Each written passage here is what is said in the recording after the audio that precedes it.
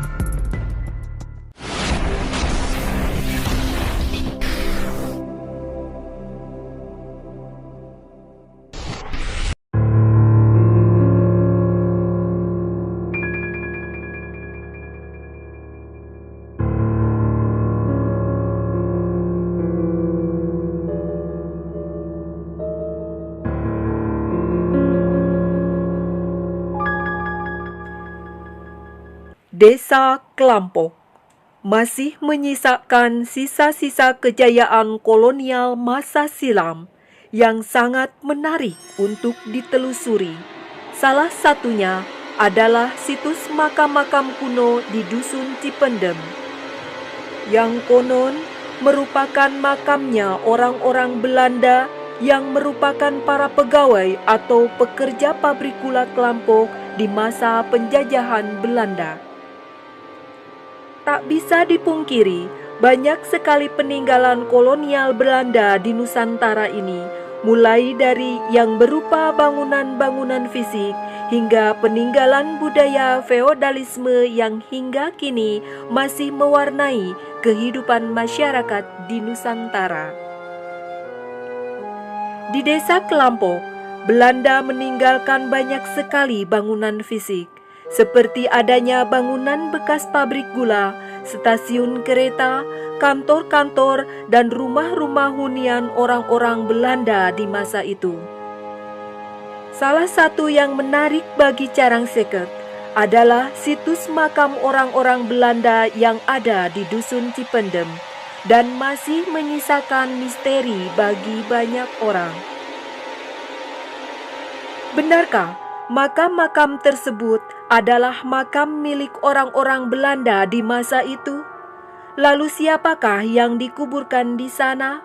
Atau bangunan tersebut bukanlah sebuah makam seperti yang selama ini diyakini oleh banyak orang?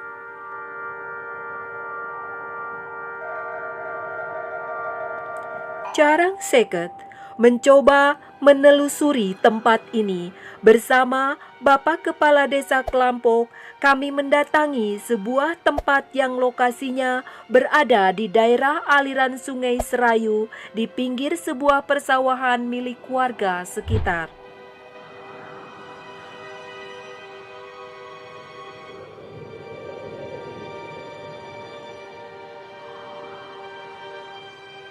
Di tempat ini terdapat beberapa makam kuno yang jika dilihat secara fisik seperti tidak beraturan. Mayat akan dikuburkan sesuai arah badan dan kepala saat jatuh atau meninggal. Itu mungkin pada saat dikebumikan itu menyesuaikan dengan posisi terakhir dia. Jadi kalau kita lihat ini kemiringannya adalah ke sini, makam yang ini. Tapi kalau yang sebelah bawah adanya kemiringannya ke sana, ada yang datar. Ini kemiringannya adalah kemari.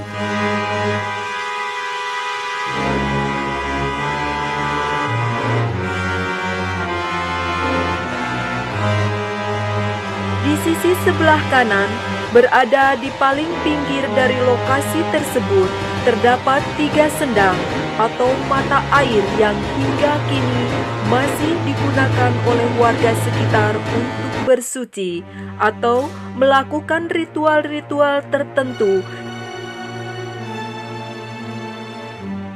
Di dalam sendang yang berada di tengah, terdapat 2 buah lingkaran mirip sumur-sumur kuno peninggalan Belanda. Mbah Sami, orang yang dipercaya dan dituakan di tempat ini, sering dimintai bantuan untuk memimpin upacara ritual dan menyampaikan doa para peziarah yang datang ke tempat ini.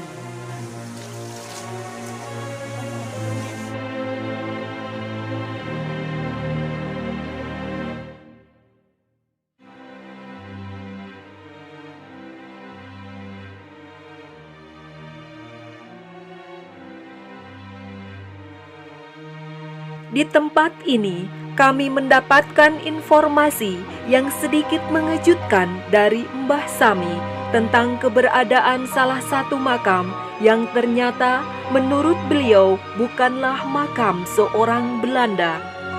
Ya, menurut Mbah Sami, salah satu makam yang kami anggap sebagai makam utama bukanlah makam seorang Belanda, melainkan makam orang Turki yang bekerja di pabrik gula Klampok milik Belanda. Namun, makam yang lain merupakan makam dari orang-orang Belanda. Sing anu kula. Aku tulung omahku didandak kena asam kotor terus Turki. Menurut kesaksian warga sekitar, pernah terjadi pemindahan jenazah salah satu orang yang dikuburkan di tempat ini. Namun, dikarenakan sudah menjadi tanah, maka orang-orang yang konon merupakan keluarga atau keturunan dari ahli kubur di tempat itu hanya mampu membawa tanahnya saja. Batunya ditanam, apanya batunya, apa nggak ada bangunan? Oh, bau-baunya kayak ini. Dulu Tapi ada. ambruk ditanam. Iya, enggak langsung pada apa betul korasnya dan betul korasnya. Terus tengah Cuma ke situ. Iya, itu kan ada yang lubang itu satu madep sini. Iya. Tahun berapa? 70-an lah, 78 atau 70 berapa, masih kecil kok. Lewatnya lewat situ tuh. Jalannya masih jalan ini. Bapaknya pakai jeep yang dulu loh, jeep yang kuning itu. Itu berarti dia datang langsung dari Langsung Belanda. iya. Berapa orang ya? Aduh, lupa itu. Banyak lah. Tapi banyak ya? Banyak orang yang nonton juga banyak. Oh. Pas dikali yang ganti aja udah pada meninggal. Ah, gitu.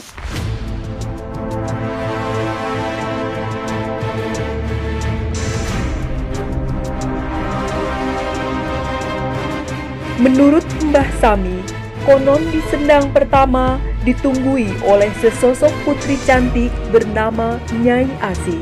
Setiap malam Kamis Legi, Mbah Sami mengantarkan para peziarah yang ingin memohon berkah Tuhan melalui Nyai Asi.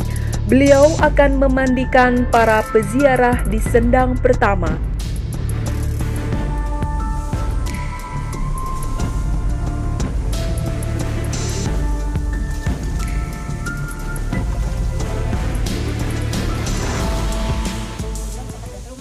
Jadi ada bahasa sederhana dari makhluk perempuan mengucapkan tabe Tuhan. Nah, itu tadi googling sama Mas Arif sama Pak Kades, artinya apa? Ternyata hanya salam hormat, penghormatan buat kita yang datang. Mereka ramah, luar biasa. Mereka bisa bahasa Jawa, bisa bahasa Indonesia, tapi menyapa kita kenapa pakai bahasa Belanda saya tidak tahu, atau memang mereka hanya menunjukkan eksistensinya bahwa dia orang Belanda. Terus ini makam laki-laki.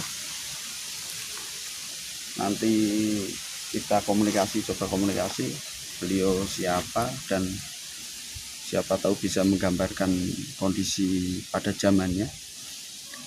Karena kita kondisi siang hari, kita coba bukan komunikasi tapi kita mencoba masuk ruang dengan waktu biar sebetulnya ada apa di makam ini. Sebelum kita ngobrol panjang lebar, tadi sama Mas Teguh menggambarkan, jadi kepala orang yang dimakamkan menghadap ke sana semua, yang di atas, yang di bawah itu menghadapnya ke sini, yang di tengah itu menghadapnya kayak gini. Nah, dari penglihatan saya, sebelum ada pemakaman ini, di bawah sudah ada bangunan dibangun dengan makam-makam yang lebih dulu dibandingkan yang di atas. Terus yang di sini lebih belakangan 2 makam ini. Terus sebagian ada makam yang hilang, sepertinya karena harus jumlahnya ke 11, ini baru kita temukan 8 atau 9, jadi ada yang rusak. Terus di sini dulunya ada marmer, bukan cuma pasangan seperti ini. Terus kalau makam Belanda berarti harusnya ada tugu 1 juga di sini.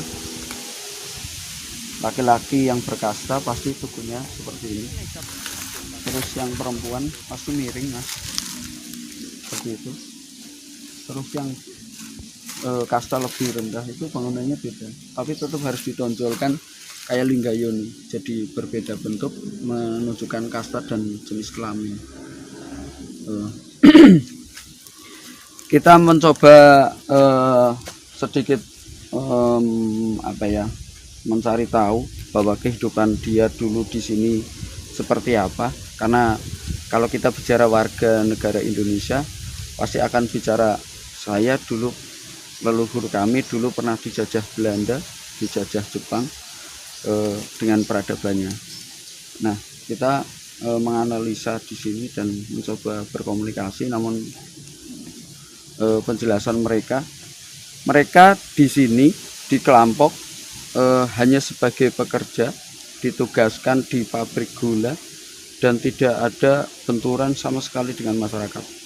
Terus di sini dulu memang tidak ada rumah, tidak ada apa, jauh dari pemukiman. Di sini dulu hanya hutan belantara, banyak bambu dan hutan jati. Terus di sini sungai, jadi sungainya lebih dekat ke sini daripada kondisi sekarang dari penglihatan kita. Beberapa titik yang tidak saya sebutkan di daerah mana atau daerah teritorialnya siapa, kuburan-kuburan Belanda tanpa nama itu mayoritas bukan makam. Cuman saya berharap ini makam. Jadi ini titik-titik tertentu ada bangunan, terus 1-2 titik pakai nama, terus yang 1 tidak pakai nama. Kebanyakan bunker senjata atau bunker harta. Cuman kalau melihat garis dari pabrik gula ke sini, kemungkinan tidak wajar untuk jadikan bunker yang terpisah jauh. Secara teori bunker atau makam itu di komplek tertentu, di titik atau samping rumah atau di dalam rumah dibentuk bangunan makam Belanda. Kalau di tempat tertentu saya pernah buka itu ada di kamar A, terus di luar juga ada kuburan-kuburan banyak. Ternyata bunkernya itu dari kamar A masuk lorong sampai dengan titik tengah kuburan. Dan ini posisinya di komplek kuburan. Mudah-mudahan bukan bunker. Kalau melihat garisnya itu memang tidak wajar. Jadi kalau pemakaman Belanda itu tidak pernah mengambil posisi jauh dari perumahan. Misalkan di Istana Bogor dan lain-lain, di Bogor, di Kalibagor dan lain-lain, dulunya ada komunitas perumahan dan pasti ada situs peninggalan, walaupun itu hanya bangunan bekas rumah atau apa. Cuman di sini memang jauh. Seandainya memang ini makam, bentuk pemakaman Belanda itu bentuknya biasanya tertata rapi kayak barisan makam-makam pahlawan. Jadi kalau di Bogor dan lain-lain itu bentuknya itu searah, tidak seperti bangunan Cina. Jadi saya kemarin memang berpikir ini bukan bangunan Belanda gitu. Kemarin atau pas melihat foto-fotonya, ini mirip bangunan Cina. Karena orang-orang Cina itu selalu mencari makam atau tanah yang jauh dari pemukiman, kayak di Karangjati, di Perta dan lain-lain itu jauh dari pemukiman dan bentuknya selalu menghadap ke tebing.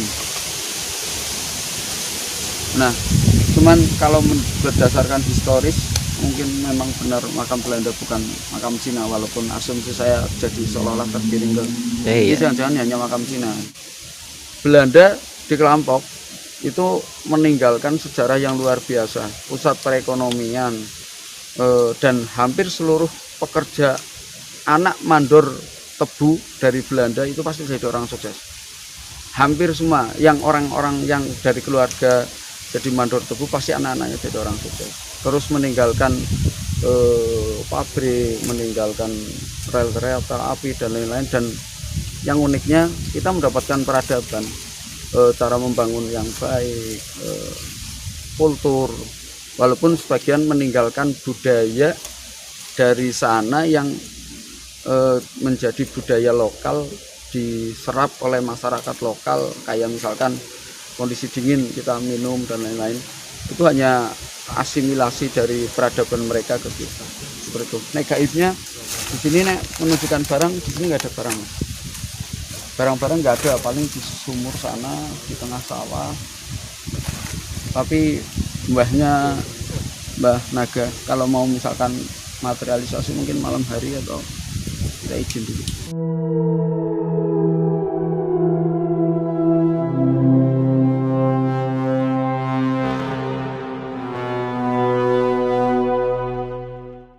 Benarkah makam-makam yang terdapat di tempat ini adalah makamnya para pekerja pabrik gula Klampok di zaman Belanda?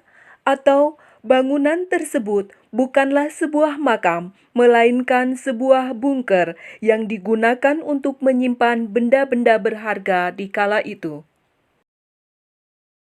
Assalamualaikum warahmatullahi wabarakatuh. Selamat siang dan salam sejahtera untuk kita semua. Terima kasih kepada tim dari Yayasan Carang Seket ya. Bahwa sore hari ini kita bisa datang di situs makam Belanda di Desa Klampok nih, tepatnya di wilayah Dusun 4 ya, Mangunan. Dulunya mungkin di sini adalah salah satu situs dari makam Belanda.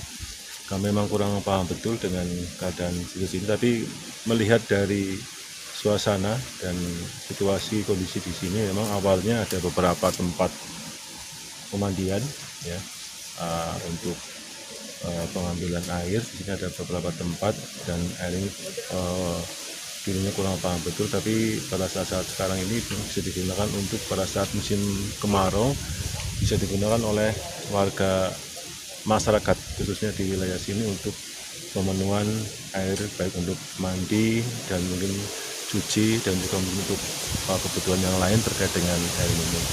Jadi kami memang berharap dengan adanya nanti eksploitasi dari ini, memang berharap ini bisa untuk sebagai wisata lagi, wisata religi, kegiatan-kegiatan masyarakat terkait dengan peninggalan-peninggalan situs zaman dulu, khususnya zaman Belanda, terkait dengan peninggalan-peninggalannya.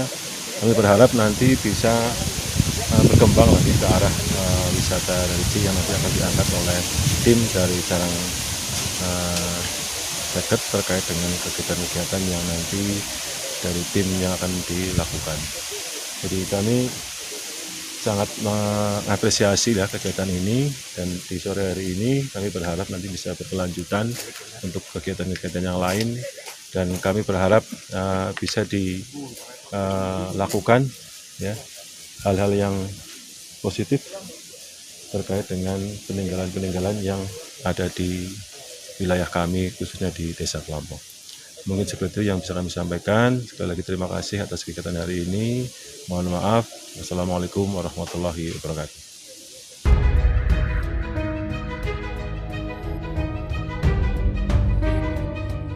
Benar atau tidaknya hal tersebut?